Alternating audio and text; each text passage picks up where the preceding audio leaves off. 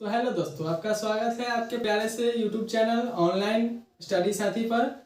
जैसा कि मैंने आपको कल बताया था कि क्लास 10th का मैं मैथ पढ़ाने वाला हूँ और मैंने इसका कंटेंट्स भी कल दिया था, यानी विषय सूची। तो बताया था कि पूरे 15 चैप्टर हमारे क्लास 10th के अंतर्गत आते हैं, जिसमें से पहला चैप्टर है वास्तविक संख्या, रियल नंबर। तो इसमें पहले हम आगे बताने से पहले आपको बता देना चाहते हैं कि पहले तो आप मैथमेटिक्स के बारे में थोड़ा जान ले कि मैथमेटिक्स क्या होता है और इसका फुल फॉर्म क्या होता है।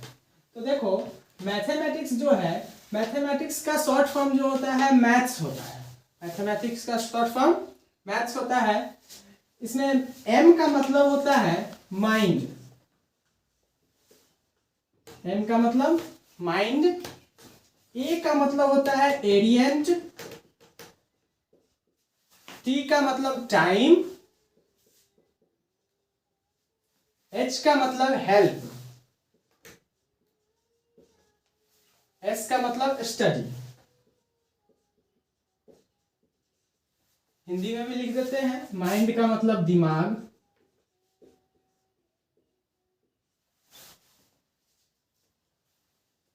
टाइम का मतलब समय, हेल्प का मतलब सहायता, स्टडी का मतलब अध्ययन,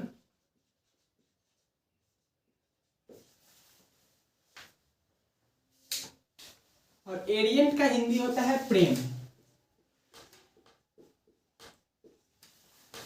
इसका मतलब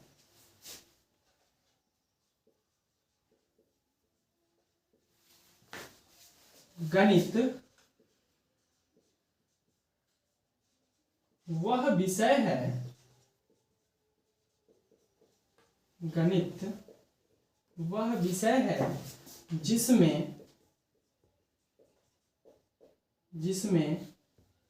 हम दिमाग लगाकर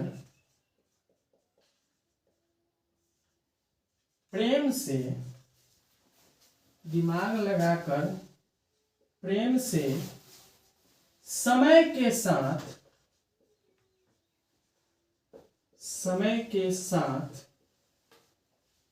किसी की सहायता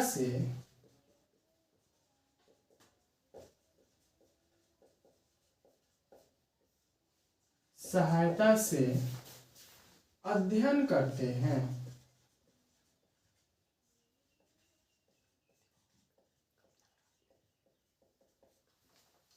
तो गणित वह विषय है जिसमें हम दिमाग लगाकर प्रेम से समय के साथ किसी की सहायता से अध्ययन करते हैं, या वो सहायता बुक हो या टीचर हो या कोई दूसरा चीज हो। तो ये था आपका मैथ्स के बारे में थोड़ा जानना जरूरी था, क्योंकि कोई भी पूछ दे तो आप क्या बताइएगा। इसके लिए मैथ्स के बारे में मैंने आपको बता दिया कि इसका फुल फॉर्म ये मैथमेटिक्स का फुल फॉर्म मैथ्स होता है। एम का मतलब माइंड यानी दिमाग, ए का मतलब एरियंट यानी प्रेम, टी का मतलब टाइम यानी समय, एच का मतलब हेल्प यानी कि सहायता, एस मतलब स्टडी यानी कि अध्ययन। इस प्रकार मैंने आपको बताया कि गणित वह विषय है जिसमें हम दिमाग लगाकर प्रेम की सहायता से किसी के समय के साथ किसी की सहायता से अध्ययन करते हैं। चलिए, इसके बाद हम अपने विषय वस्तु पर चलते हैं। ये वास्तविक संख्या हमारा पहला चैप्टर है, जिसके बारे में हम आपको बताएंगे अभी। तो चैप्टर में मैं सबसे पहले आपको ये वास्तविक संख्याएं है, तो पहले संख्या के बारे में मैं आपको बता देता हूँ कि संख्या क्या है। तो देखिए, संख्या यानी कि नंबर इसको इंग्लिश में बोलते हैं। इतनी बातें तो जानना जरूरी ही है, क्योंकि हम लोग अब 10th क्लास में पढ़ रहे हैं, तो थोड़ा मोड़ा हिंदी और इंग्लिश दोनों जानना जरूरी है।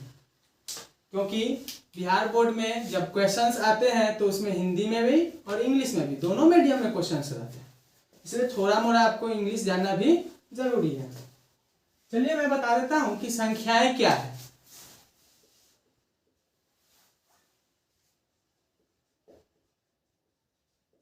संख्या एक अंकगणितीय मान होता है अंकगणितीय मान होता है जिसका उपयोग मात्रा को व्यक्त करने में किया जाता है।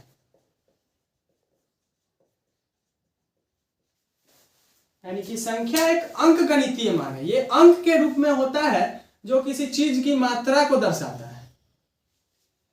संख्या के बारे में मैं बता दूं कि संख्या दो प्रकार के होते हैं, एक वास्तविक संख्या और एक अवास्तविक संख्या। अवास्तविक संख्या को काल्पनिक संख्या भी कहते हैं।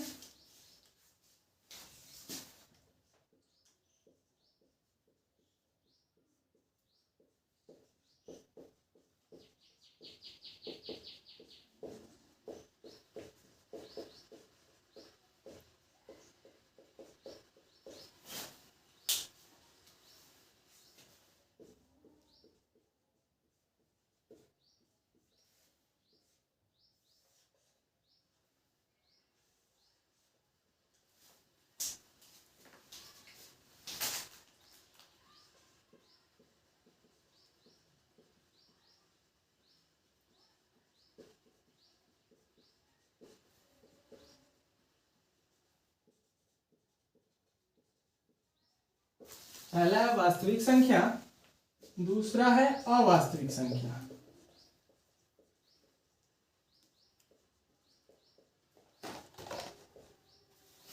इसको एक और नाम से जानते हैं, काल्पनिक संख्या।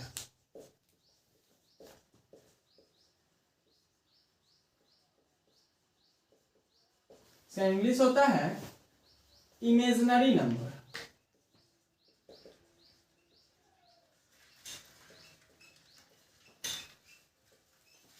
तो वास्तविक संख्या तो हमारे क्लास 10th में ही पढ़ने हैं, लेकिन ये अवास्तविक संख्या यानी कि काल्पनिक नंबर जो है ये हम लोगों को नहीं पढ़ने हैं। ये क्लास 11th का टॉपिक है, उसमें चैप्टर नंबर 5 कॉम्प्लेक्स नंबर यानी सम्मिश्र संख्याओं में आपको इसके बारे में विस्तार पूर्वक पढ़ना है। मैं थोड़ा सा बता देता हूँ कि इमेजिनरी नंबर क्या होता है एक एग्जाम्पल के थ्रू। जैसे एक्स स्क्वायर प्लस 3x बराबर 0 है, तो अगर मैं इसको सॉल्व करूं तो प्लस थ्री इधर चल जाएगा -3, और जब स्क्वायर इधर जाएगा तो रूट चढ़ेगा, तो x equal to plus minus root under -3। अब इसका मान इसके बाद निकलना असंभव है, इसको हम निकालते हैं तो इसका मान कॉम्प्लेक्स नंबर के थ्रू निकलेगा, जिसमें रूट अंडर -1 इमेजिनरी का मान रख के हम लोग क्लास 11th में पढ़ेंगे। तो उसका विस्तार पूर्वक आपको कॉम्प्लेक्स नंबर नेक्स्ट क्लास में पढ़ना है। यहाँ हम लोगों को सिर्फ वास्तविक संख्याओं के बारे में पढ़ना है। वास्तविक संख्याएं, इसमें भी बहुत सारी संख्याएं होती है, मैं एक एक करके पूरा आपको विस्तार पूर्वक बताता हूँ। वास्तविक संख्या में पहला नंबर पर है परिमेय संख्या।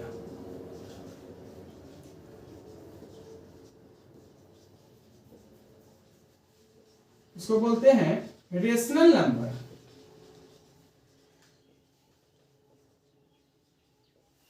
दूसरा नंबर पर आता है अपरिमेय संख्या।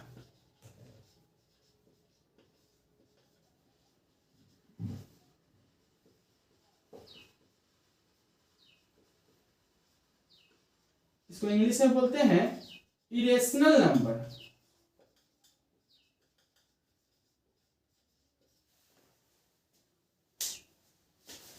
तीसरा नंबर पर है पूर्णांक, इसको इंटीजर्स बोलते हैं। चौथा है अभाज्य संख्या।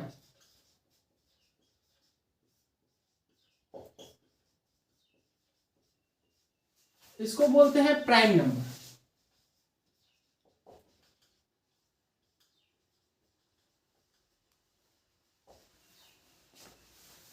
इधर नीचे लिखने में नहीं बन रहा है, इसलिए मैं इसको मिटाकर फिर से लिख के बताता हूं।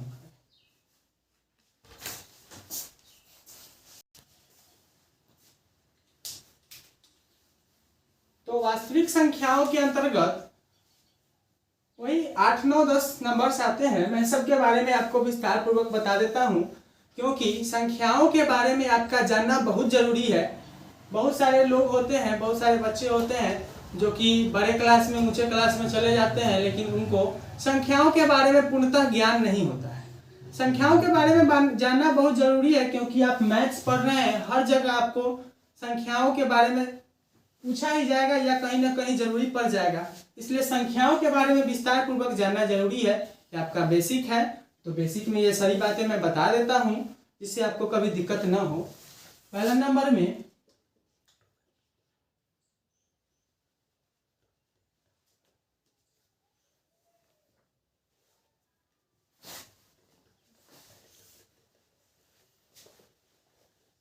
परिमेय संख्या मैंने बताया था ना, परिमेय संख्या, रेशनल नंबर।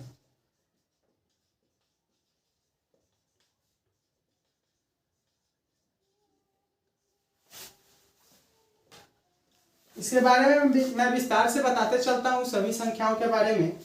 परिमेय संख्या हमारा क्या होता है, जानिए थोड़ा ध्यान से।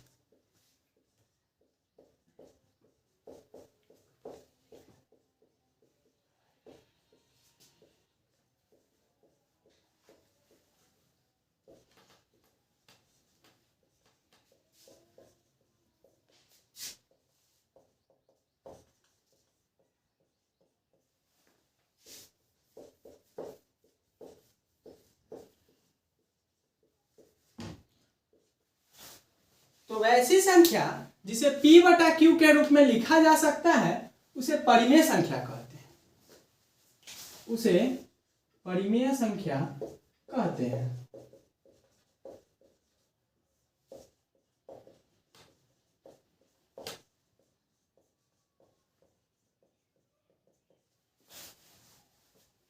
जहां P 0 हो जाए तो हो जाए, लेकिन Q 0 नहीं होना चाहिए। अगर Q 0 हो जाएगा तो उसका मान अपरिभाषित हो जाएगा। जहां Q नॉट इक्वल टू 0, यानी कि Q जो है 0 के बराबर कभी नहीं होना चाहिए, होता है। मैं इसके एग्जाम्पल के थ्रू आपको बताता हूं, पूरा क्लियर हो जाएगा। जैसे में कोई भी संख्या है, जैसे में 3 है, तो आपको पता होना चाहिए कि ये संख्या है, तो हर एक संख्या के नीचे एक छुपा रहता है। हर संख्या के नीचे एक छुपा रहता है। तो हो गया ना ये P बटा Q के रूप में। तो ये भी हमारा क्या है, एक प्रकार से परिमेय संख्या है। या फिर माइनस में भी हो सकता है, माइनस में 4 है, इसके भी बट्टा में भी 1 है, तो ये भी क्या है, हमारा परिमेय संख्या है। ये रूट में भी हो सकता है, लेकिन देखिए जब रूट में दिया हो तो ये अगर रूट से बाहर निकले तो परिमेय होगा, अगर नहीं निकले तो ये अपरिमेय होगा। इस प्रकार का क्वेश्चंस बोर्ड एग्जाम में भी आते हैं कि कौन सा संख्या परिमेय है और कौन अपरिमेय है। इसलिए मैं इसको विस्तार से बताता हूं। देखिए √3 जो है, इसको रूट से नहीं निकाला जा सकता है, इसलिए ये क्या हो जाएगा, अपरिमेय हो जाएगा। √4 है, तो इसको तो हम निकाल देंगे बाहर। अगर इसका हम, आप लोग क्लास 8 में भी पढ़े होंगे कि रूट के अंदर कोई भी संख्या है तो उसका वर्गमूल तोड़ के उसको बाहर निकाला जा सकता है। तो √4 का वर्गमूल जो होता है 2 होता है। तो ये भी हमारा एक परिमेय संख्या है। और देखिए 7/6, ये भी एक परिमेय संख्या है। तो इस प्रकार परिमेय संख्याएं ये निम्न है। तो परिमेय संख्याओं को P बटा Q के रूप में लिखा जा सकता है। और हाँ, Q 0 नहीं होना चाहिए, यानी कि अगर ये 5 है तो इसके बटा में कभी 0 नहीं होना चाहिए। ये अपरिभाषित है, इसलिए ये परिमेय संख्या नहीं हो सकता है। इसलिए अगर ऊपर 0 है तो ये भी एक परिमेय संख्या है, परंतु नीचे 0 नहीं होना चाहिए, क्योंकि इसके भी बटा में तो 1 छुपा है। कोई भी संख्या है उसके बटा में 1 छुपा हुआ है, लेकिन बटा में अगर 0 हो गया तो वो तो संख्या ही नहीं है, उसका मान अपरिभाषित हो जाएगा। चलिए दूसरा नंबर पर आता है हमारा अपरिमेय संख्या।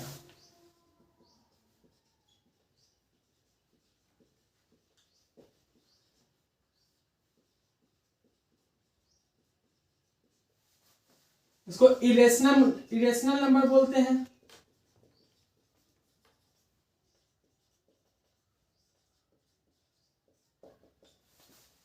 इसके बारे में थोड़ा जानेंगे। तो वैसी संख्या जिसे p बटा q के रूप में नहीं लिखा जा सकता है उसे अपरिमेय संख्या कहते हैं। इसमें लिखा जा सकता है तो परिमेय संख्या, इसमें नहीं लिखा जा सकता है तो अपरिमेय संख्या। देखिए कैसे, चलिए मैं परिभाषा दे देता हूं।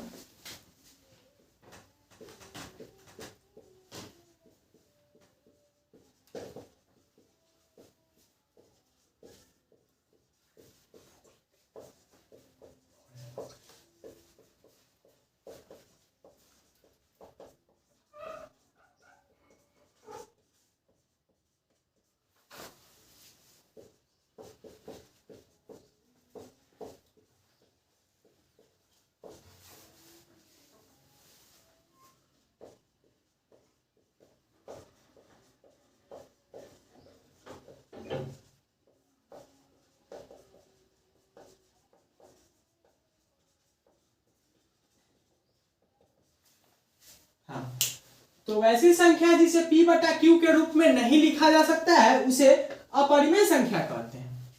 अब देखिए कैसे, किसको नहीं लिखा जा सकता है, तो अभी मैंने बताया भी था कि इस एग्जांपल में देखिए, जिसको जैसे ये देखिए √3, तो इसको रूट से बाहर नहीं निकाला जा सकता है। आपको मैंने बताया हूं कि अगर रूट से बाहर निकल गया, इसका अगर वर्गमूल टूट जाएगा, वर्गमूल से अगर ये रूट से बाहर आ जाएगा तो ये हमारा परिमेय संख्या हो जाएगा। लेकिन ये √3 जो है ये रूट से बाहर आएगा ही नहीं।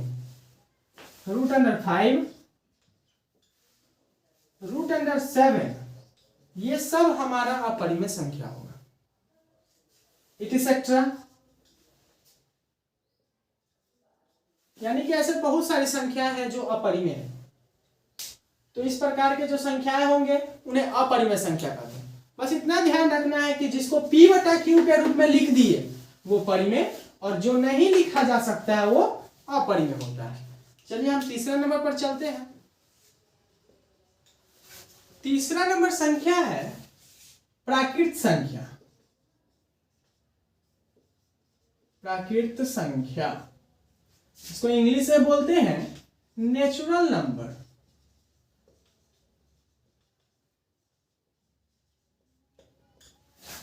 तो नेचुरल नंबर क्या होता है, थोड़ा सुनिए। नेचुरल नंबर यानी प्राकृत संख्या, जो भी हम लोग गिनती गिनते हैं, बचपन से ही हम लोग को काउंटिंग सिखाया जाता है, वही काउंटिंग जो है वो हमारा प्राकृत संख्या है। हाँ, तो तीसरा नंबर पर आता है प्राकृत संख्या। देखिए प्राकृत संख्या क्या होता है।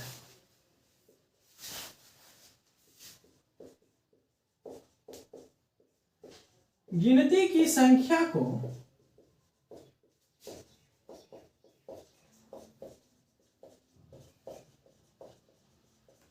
प्राकृत संख्या कहते हैं। ये तो आप लोग को पता ही होगा, गिनती की संख्या को प्राकृत संख्या कहते हैं। जितना भी हम लोग गिनती गिनते हैं, 1 से लेकर जहां तक हो जाए वो तो गिनती अनंत होता है। ऐसे तो हम लोग 100 तक ही सीखे हैं, उसके ऊपर 100, 100, 200, 300, 400, 1000, 2000, 10,000, लाख, करोड़, 10 करोड़, इस प्रकार अनंत है। संख्या को गिनते गिनते हम समाप्त हो जाएंगे, लेकिन संख्याएं नहीं समाप्त होंगी। एग्जाम्पल देख लीजिए, 1, 2, 3, 4, 5 ... इनफाइनाइट, यानी कि अनंत तक संख्याएं होती है। अगर कहीं ऑब्जेक्टिव में पूछ दे कि सबसे छोटी संख्या कौन सी है, सबसे छोटी प्राकृत संख्या कौन सी है, तो 1 सबसे छोटी प्राकृत संख्या 1 होगी। सबसे छोटी प्राकृत संख्या 1 होगी, और सबसे बड़ी प्राकृत संख्या होगी हमारा अनंत, उसको कोई नहीं देखा है, यानी कि भगवान है, समझिए एक प्रकार से। अनंत यानी कि भगवान है, सबसे बड़ी संख्या अनंत है, यहाँ तक कोई पहुंच नहीं सकता है। गिनते गिनते किसी का लाइफ समाप्त हो जाएगा, लेकिन संख्याएं समाप्त नहीं होंगी। फोर्थ नंबर पे है हमारा पूर्ण संख्या।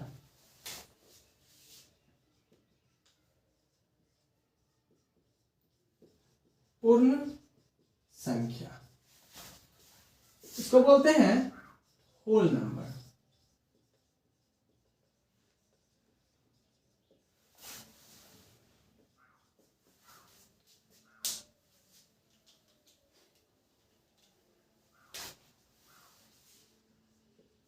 तो ध्यान से सुनिए, पूर्ण संख्या क्या है। तो जब प्राकृत संख्याओं के समूह में हम शून्य को शामिल कर देते हैं, यहां पर अगर शून्य शामिल कर देंगे तो वही हमारा पूर्ण संख्या हो जाएगा। जब, या इसका एक और डिफिनीशन हम दे सकते हैं, शून्य सहित प्राकृत संख्याओं को पूर्ण संख्या कहते हैं।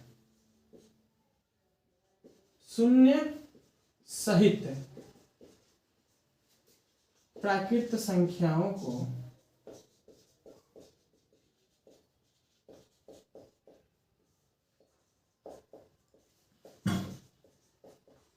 पूर्ण संख्या कहते हैं।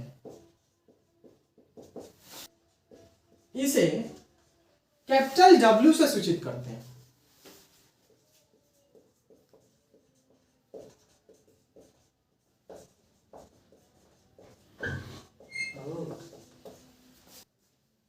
एग्जाम्पल में देखिए, 0 1 2 3 4 5 डॉट डॉट इनफाइनाइट। बस प्राकृत संख्याओं के समूह में शून्य शामिल कर दिए तो ये हो गया हमारा पूर्ण संख्या। हाँ, और इसको भी देख लीजिए, इसको किस चीज से सूचित करते हैं, तो इसे कैपिटल N से सूचित करते हैं।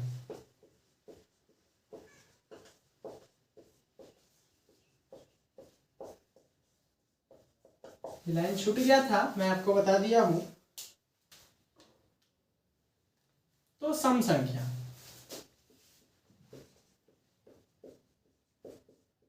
वैसी संख्या जो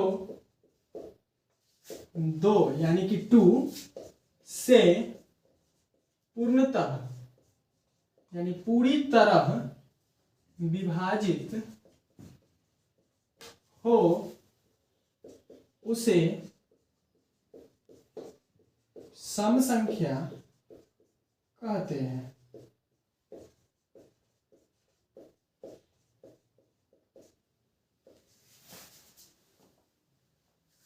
सम संख्या को याद रखने का मैं एक ट्रिक बता देता हूं कि कैसे याद रखेगा, कैसे पता चलेगा कि ये 2 से कटने वाला है कि नहीं कटने वाला है। इस सम और विषम संख्या में बच्चों को बहुत ज्यादा कंफ्यूजन होता है, या आपको भी हुआ होगा कभी। तो इसमें देखिए, सम 2 अक्षर है, यानी कि 2 से पूर्णतः यह विभाजित हो जाएगा, 2 से पूर्णतः विभाजित हो जाएगा। और 2 से जो संख्या पूर्णतः विभाजित हो जाता है उसे सम संख्या कहते हैं। एग्जाम्पल में देखिए, 2 4 6 8 10 डॉट डॉट etc। ये 2 देखिए, ये सब 2 से कटने वाला है, यानी 2 से पूरी तरह कट जाएगा, कोई भी शेषफल नहीं बचेगा। विषम संख्या में देखिए,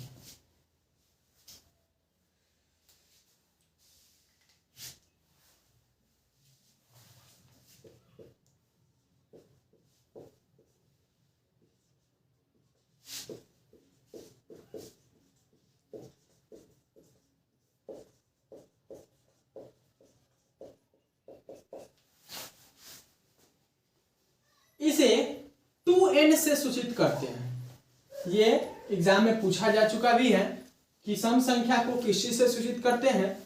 तो सम संख्या को 2n से सूचित करते हैं, यानी कि 2, और n यहाँ पर है हमारा प्राकृत संख्या, यानी कि प्राकृत संख्या 1 2 3 4, तो 2 में जितने से भी गुना करेंगे वो सब हमारा सम संख्या प्राप्त होगा। यानी n के जगह 1 2 3 4 डॉट डॉट डॉट, जहां n equal to 1 2 3 dot dot dot. इस प्रकार अब हम चलते हैं विषम संख्या।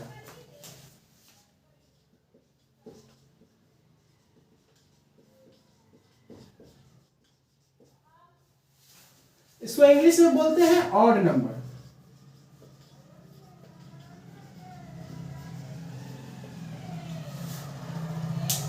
इसमें देखिए, इसमें विषम, विषम यानी कि 3 अक्षर है, तो 3 अक्षर है तो ये तो 2 से नहीं लगेगा, 2 से पूर्णतः विभाजित नहीं है।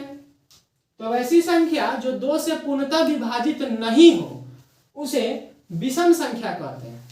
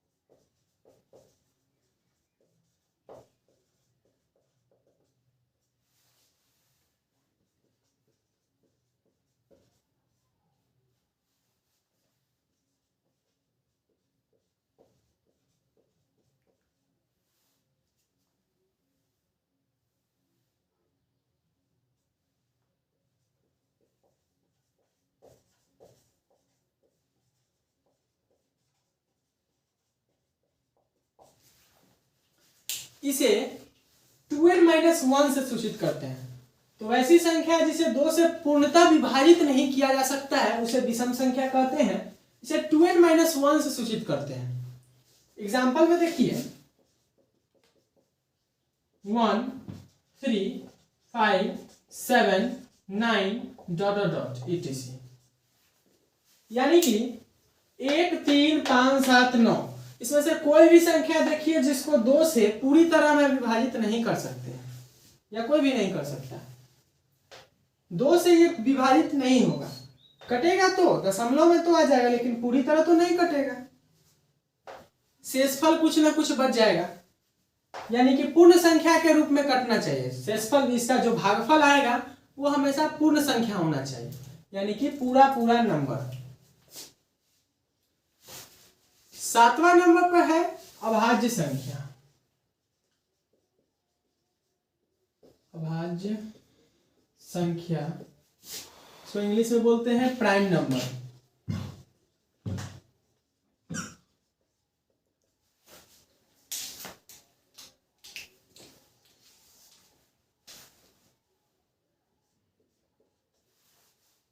तो प्राइम नंबर किसे कहते हैं थोड़ा पहले सुन लीजिए। वैसी संख्या जो खुद से विभाजित हो तथा 1 से विभाजित हो, अन्य किसी संख्या से विभाजित नहीं हो। वैसी संख्या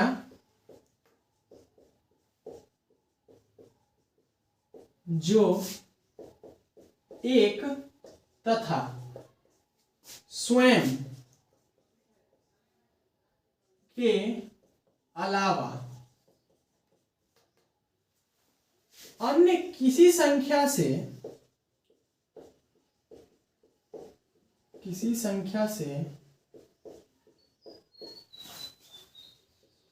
विभाजित नहीं हो उसे अभाज्य संख्या कहते हैं।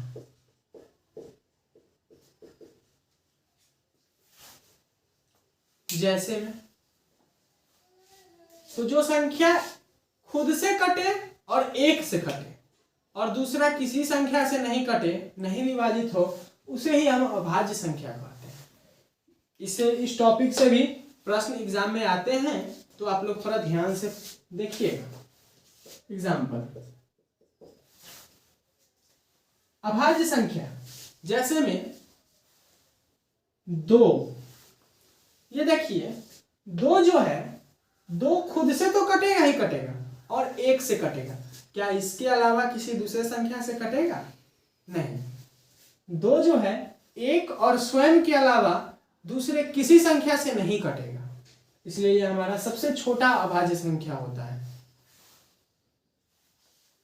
3 देखिए, 3 जो है ये भी सिर्फ एक से कटेगा और स्वयं खुद 3 से कटेगा और अन्य किसी संख्या से नहीं कटेगा। 5 ये भी खुद से कटेगा, नहीं तो 1 से कटेगा और किसी संख्या से कटेगा ही नहीं, 2 से कटेगा ही नहीं।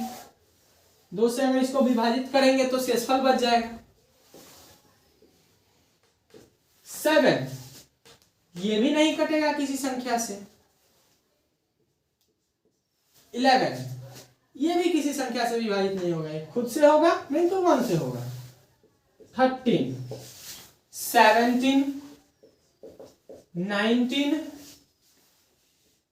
23 ... मतलब ऐसी बहुत सारी संख्याएं हैं। अब नेक्स्ट चलते हैं हम लोग भाज्य संख्या पर।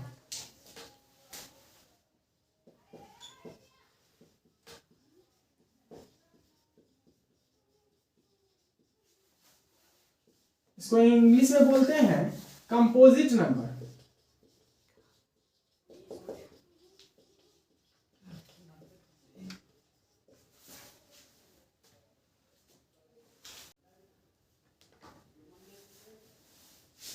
हाँ, तो देखिए भाज्य संख्या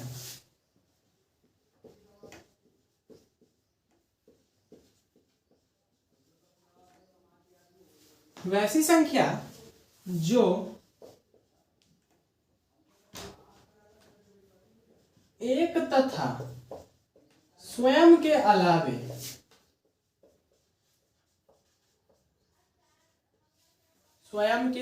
अलावे अन्य संख्या से भी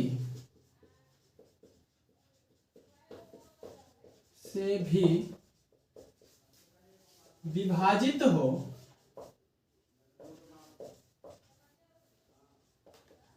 उसे भाज्य संख्या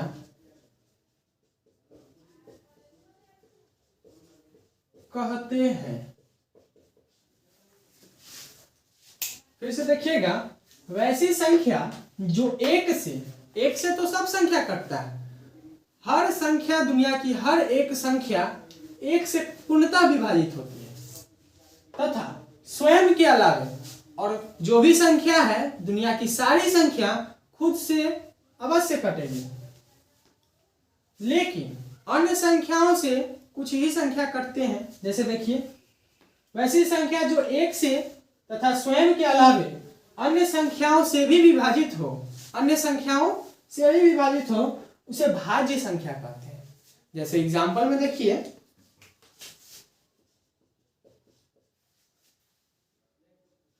4 जो है ये एक से तो कटेगा ही, एक से तो सब संख्या कटता है। देखिए, खुद से भी कटेगा, हर संख्या खुद से कटता है, और ये 2 से भी विभाजित है। ये संख्या 2 से भी विभाजित है। आपको पता है 2 के टेबल में यानी कि 2 के पहाड़ा में 4 आती है, तो 4 जो है 2 से भी विभाजित है। उसी प्रकार 6 ये भी देखिए, ये भी 2 से विभाजित है, 3 से भी विभाजित है, खुद से तो कटेगा ही कटेगा। तो ये सब अभाज्य संख्या हो जाएंगे। 8 9 देखिए, 3 से तो विभाजित है ना, 1 से विभाजित है, खुद से विभाजित है और 3 से भी कटेगा। तो अन्य संख्या जैसे ही आ गया वो भाज्य संख्या हो जाएगा। लेकिन जो खुद एक और खुद से कटे, केवल वैसी संख्या जो एक और खुद से कटे उसे अभाज्य संख्या, और जो एक और खुद के अलावा किसी तीसरे संख्या से भी कटे उसे भाज्य संख्या कहते हैं। ... ऐसे बहुत सारी संख्याएं हैं। लास्ट हम लोग चलते हैं सह अभाज्य संख्या। अब तो देखिए, ये हमारा लास्ट नंबर है सह अभाज्य संख्या। इसके बारे में मैं आपको बता दूं कि संख्याओं का वैसा जोड़ा जिसका सार्व गुणनखंड यानी कि कॉमन, यानी कि उभयनिष्ठ जिसको बोलते हैं कॉमन, इंग्लिश में बता देता हूं, कॉमन, जिसका कॉमन जो गुणनखंड जो हो सिर्फ एक हो और कोई कॉमन नहीं होना चाहिए। ऐसा दो जोड़ा लेना है, दो नंबर्स का ऐसा जोड़ा लेना है हमको। जैसे एग्जांपल से समझिए, 2 और 3 का अगर हम जोड़ा लेते हैं तो 2 का और 3 का देखिए हम आपको फैक्टर तोड़ के बताते हैं। तो 2 जो है हमारा 1 से लगेगा, 2 से भी लगेगा। और बता दूं कि कोई भी संख्या जो है खुद से बड़े संख्या से कभी नहीं कटता है।